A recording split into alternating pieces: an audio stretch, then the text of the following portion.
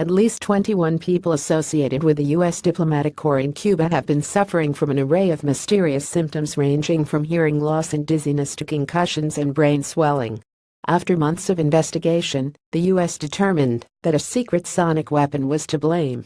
But Dr. Joseph Pompey, a former researcher and psychoacoustics expert at the Massachusetts Institute of Technology, says that's impossible. He says loud sounds can definitely cause hearing damage, but the concussions, brain swelling and other symptoms like that have no possibility to be created by sound. Pompey says the sound would have no way to enter the brain. If the diplomats were exposed to an alarm, 99.9% of the sound would bounce off the body. Pompey says in order for sound to cause internal damage, somebody would have to be in a large bathtub, covered in ultrasonic transducers at a very high power. And then that ultrasound would need to be focused very carefully at their head, and their head would have to be submerged underwater. And that definitely did not happen here. While scientists like Pompey are skeptical, historians have a different view.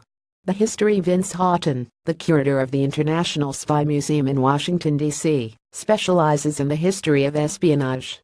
He says history is filled with examples of intelligence agencies going to great lengths to mess with diplomats from adversary nations.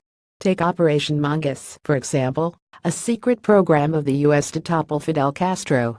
Castro was an avid scuba diver, explains Houghton.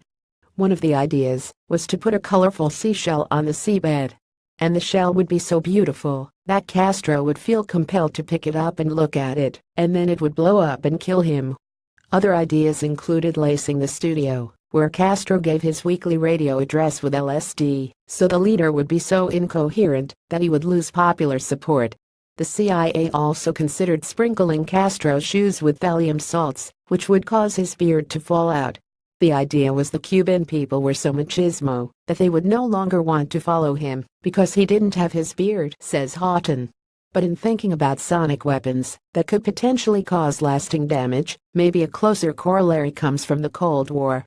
The Stasi, the East German secret police, would use radioactive chemicals to track suspected dissidents, says Anna Funder, the author of the book, Stasiland.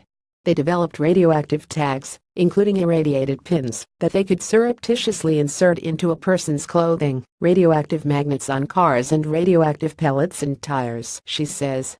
The Stasi would also break into suspects' homes and spray the floor with SCANDIUM-46. When people walked through, the radioactive chemical would stick to their shoes, and they would leave radioactive footprints wherever they went. The Stasi would then follow the suspects through crowds with Geiger counters tucked in their armpits.